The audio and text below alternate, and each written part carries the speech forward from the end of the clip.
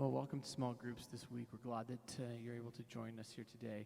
And we're going to be unpacking Daniel chapter 1. And as we spend some time worshiping together, I want to just draw our attention to an interesting portion of Scripture.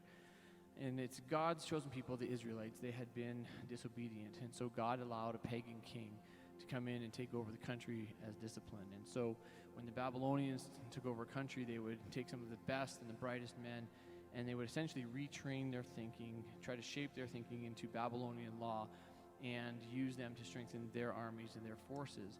And so they captured Daniel and some of his friends, and they took them to a totally foreign, totally pagan, totally opposite culture of what they used to believe about the true God. And everything was designed to get rid of what they used to believe back home, and there was a very clear and incredible pressure to conform to what was okay in Babylon. And so we get to verse 8 in Daniel chapter 1, and the boys were assigned a portion of the king's food. It says that Daniel resolved not to defile himself with the royal food and wine, and asked the chief official for permission not to defile himself in that way. And in the Old Testament, we know that God gave his people some very specific dietary laws. There were some things that they could eat, and there were some other things that they couldn't. Babylonians could eat whatever. They could have camel burgers or whatever.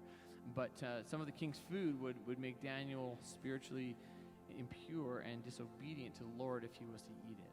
And so here lies Daniel's adversity. And Daniel has a choice here. He can either break God's standard by eating the food, or he can starve, or he can face the consequences, which could have even led to death. So Daniel made a choice. He basically said, Lord, you know what? I belong to you, and I'm going to live by your principles and your standards, and I don't really care what it costs me, even if it costs me my life, because I am going to establish my life on your agenda, on your principles, and on your standards. And so as we worship today, may these words be a declaration in our spirits to obey and to follow the Lord and to trust in him. See, Daniel believed that when he made a stand for Christ, that he was going to see a victory, even though everything was stacked against him, even though the odds were completely against him. It did not look good for him. But he took what the enemy meant for evil, what the enemy meant for destruction in his life, and he trusted in the Lord, and God turned it around for God's glory and for his purpose. So let's just worship this evening. Let's just worship. How's that?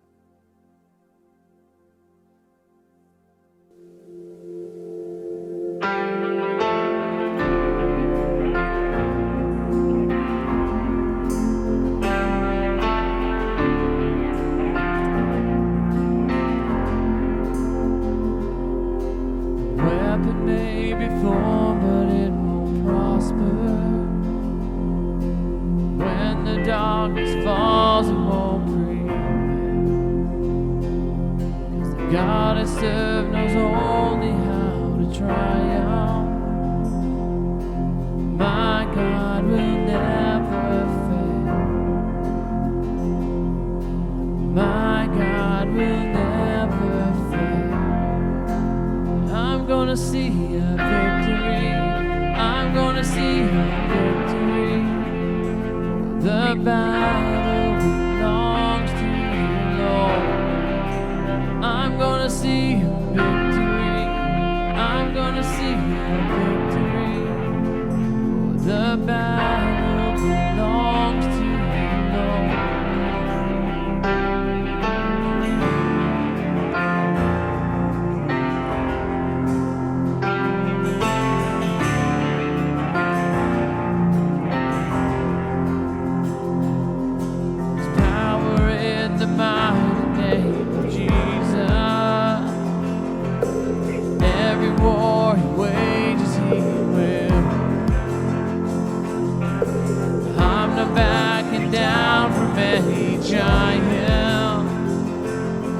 I know how this story ends. Yes, I know how this story ends. I'm gonna see a victory. I'm gonna see a victory. For the battle belongs to you, Lord. I'm gonna see a victory. I'm gonna see a victory. For the battle belongs to you, Lord.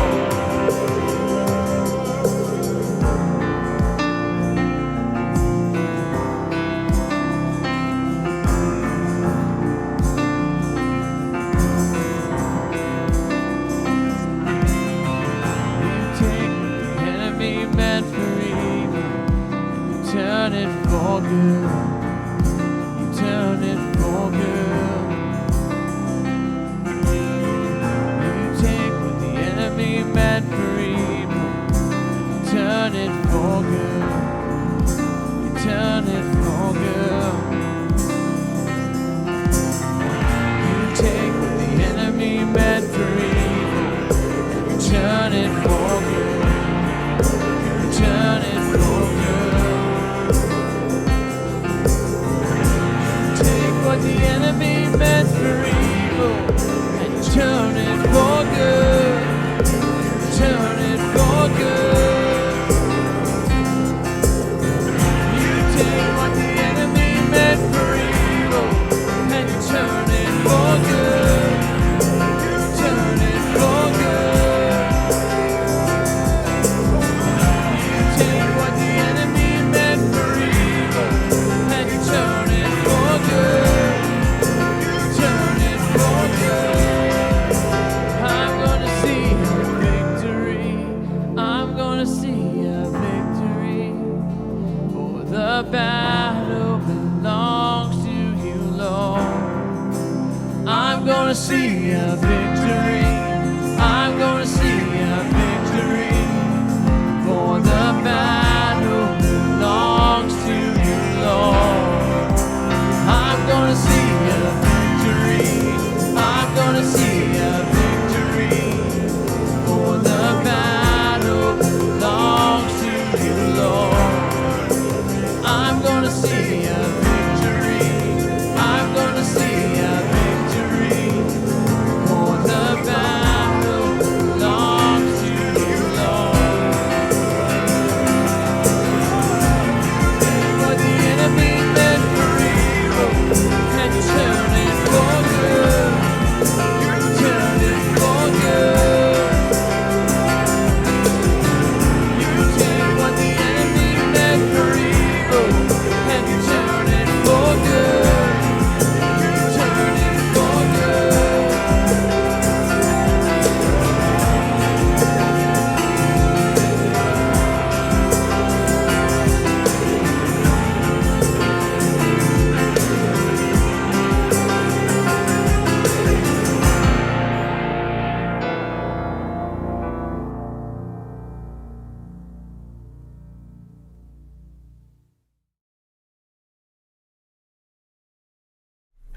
Well, welcome to Thrive 2. And as we get started tonight, and the topic tonight is, we've used the one-word title of belittled. And I want to start with a story. And the story is that of a businessman that one time went down to the market. And if we think of the marketplace in downtown Swift Current, he went down there and he was going to sell soup for the day. And he had two big, pots of soup. One was tomato and one was mushroom. And as he got into the day, he realized that he only had one ladle. Things got busy, and so he was scooping out tomato soup, and then he was scooping out mushroom soup, and he tried to wipe off the ladle, as good as he could in between, but it got busy. And he realized after a couple hours that both these soups started to look the same. They took on this orangey color as this tomato soup kind of colored the mushroom and the mushroom colored the tomato. And as I was thinking about that story, I was thinking, that's the challenge that, first of all, I guess Daniel faced. As he was put into Babylonia, it was, how do I keep my identity? How do I keep my Christian faith in the midst of this culture? How do I stay, if you want to say, mushroom soup when I'm thrust into the tomato, or always having to engage with that? But I also think that is the challenge that each and every one of us face. And how do we keep our Christian faith when we are in and out of this world? And how do we maintain our identity where we don't just start to look the same, talk the same, be the same as our world? And I know for me personally, one of the most difficult places that I found that to hold on to my identity was in school. We could subtitle this session today is, how do you get an education without losing your faith? And so I brought Marcus Braun in to have this conversation with us this evening. And Marcus has gone to university, got his degree in music, right? That's in correct. music. University of Toronto? It's Humber College in Toronto. Okay. And so Marcus has lived this really fairly recently. You graduated Just this spring. just this spring. Yeah. That's cool. And you may have seen Marcus. He's one of our guitar players on the worship team, bass player, and also his favorite instrument is saxophone. So hopefully, I was saying to him before we came on tape, I hope you break that out and we can see that or experience that as well. But wanted to have this conversation with one of our college students who lives in what, at least for me, was one of the most difficult places. So, Marcus, for you, as you were going through college, what were some of the challenges? What were some of the pressures that you felt on your Christian faith? Yeah. Well, thanks for having me, Kevin. I think one of the biggest pressures that I faced was there were a lot of people, both students and faculty, that had a negative view of what Christianity is, and what the church is. They would see the church as sort of this outdated institution, when we know that's not true. But one of the challenges and the pressure that I felt was to try and break down that negative viewpoint, and not necessarily through my words, although that sometimes came up, but just through my actions. When people would see me going about my day and interacting with people, they would say, there's something different about how he interacts with people. That was one of the challenges, and also living with people who don't hold the same moral values as you, and going to an institution whose first goal isn't your spiritual well-being or your faith. They have their own agenda that they're trying to push on you, and so trying to remain focused on what my first value is, which is my faith. And I remember, and I mean, I have to go back a few years now till I was in that experience, but I remember two places where I found it very difficult. One was sometimes in the classroom, like you say, you'd have a professor that was maybe espousing some values that you didn't share, and at times felt intimidated because I was the student, that was the professor, feeling like I should, my Christian faith, feeling this compulsion that I should speak up, but on the other hand, feeling afraid. Yes. Very frankly. The other place where I think I already identified this, is kind of just living in the environment where a lot of your friends, a lot of the people that you are around with don't share those Christian values, and they don't have necessarily the same kind of supports to some of the values maybe they had at home, that now they're experimenting a lot more on stuff. And Absolutely. And it just felt like a lot of times in my Christian life, it was the only way I could express it, or the only way I did express it at that time, was to say no. And that just felt inadequate for me. You were mentioning at one point about an experience you had in a college classroom and how that made you feel. Talk about that for a... Yeah, it was a philosophy class, and professor gets up the first class and he says, "I'm going to talk about the Bible."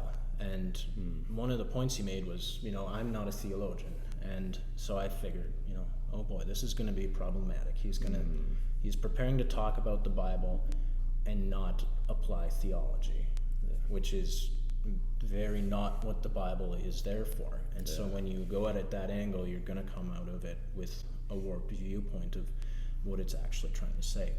And so kind of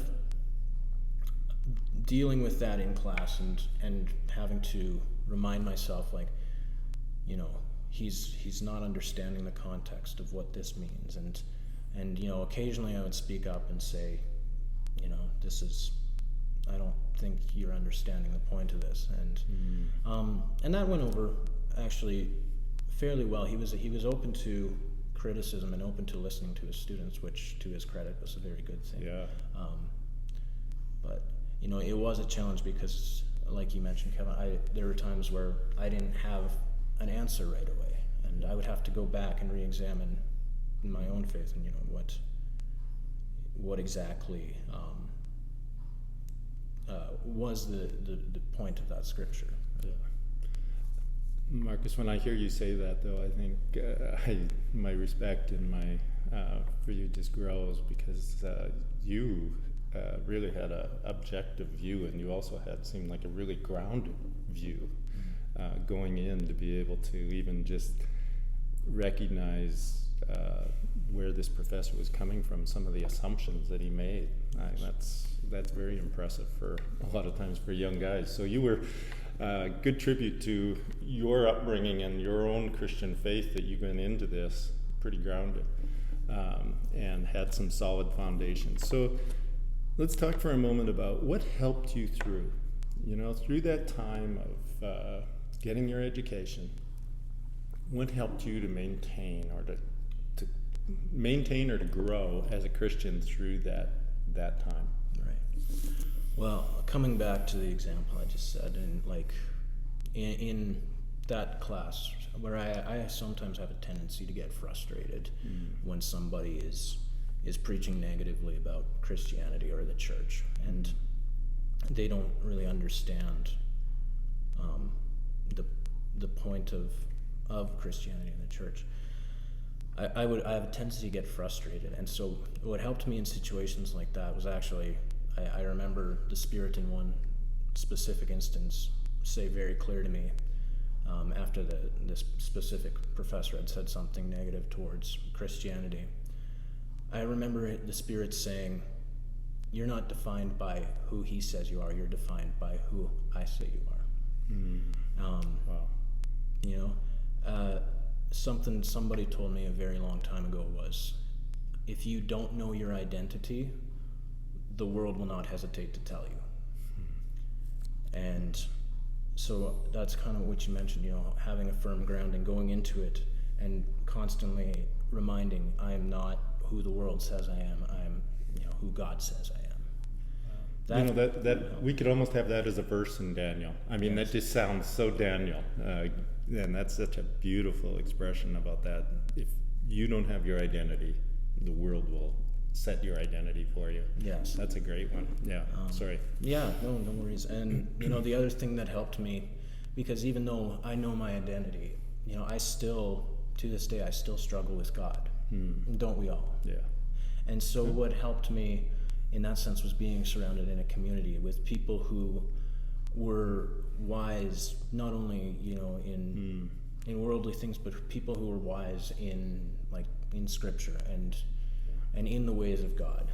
People who, when I did struggle with some questions in that, where I wasn't sure, they had the wisdom to point me back to God.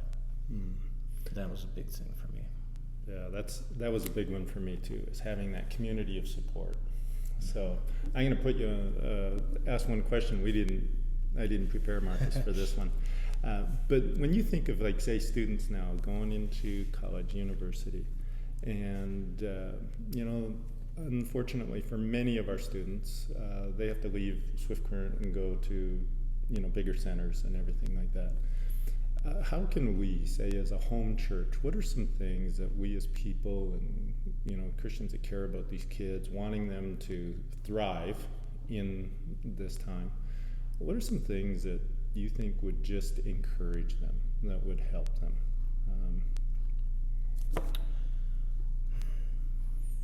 I think,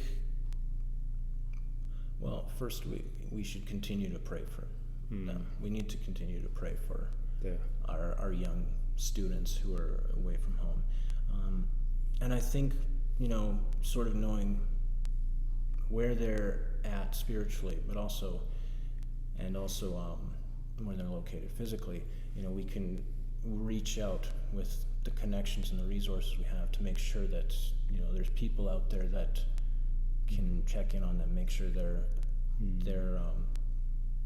kind of help them, continue to guide them in their faith, make sure they have the resources available to that, you know. And I don't think that's an impossible task, because we have a fairly large church body, and so I believe we have connections in several places, and you know, if we don't, you know, we can help try to find connections for them. Yeah, just even reminding people, hey, you're a part of us. How you doing? What's your identity? Right? Yes. You know, just being reminded of that. And I remember actually in my early years, I went to Bible college, and I remember actually it was the former pastor here, and had some students at the Bible college, and every month he would just call them up and just ask them how they doing. You know. And I think about that, and I think, you know, what a great ministry that was. And I haven't been nearly as faithful as that, but that is something that would be just, I think, as you say, just people calling up and just saying, hey, how are you doing? You know, how's it going for you? Would be just a great support for them. Yeah, it would, and a little goes a long way. Yeah, it does. At least, you know, for me, when I first left Saskatchewan and moved to Toronto, the biggest city in Canada, and that first week I never felt more alone. Yeah. And so just having, you know, somebody from home, you know, even just give me a call and or just a text, that made me just feel a lot better. Yeah. And, and you know, that applies probably to all of us, not just at school, but in every situation that we're in at work and stuff. Sometimes it's just great knowing, hey, just a little text or something that says, hey, I'm just praying for you. You know, God brought you to mind today, and I'm just praying for you. And that can go a long ways to just helping us through some of those patches. So. Yeah, absolutely. Well, thanks, Marcus. My pleasure. Appreciate having you here today. And as you go into your small groups, I hope that you will just, this will open up the conversation. And not only just for how can we maintain our color and maintain our identity in this world that we live in, but also how can we encourage each other. And I think those are two of the things that have really kind of surfaced today. So we just hope you have a great time in your small groups. God bless you.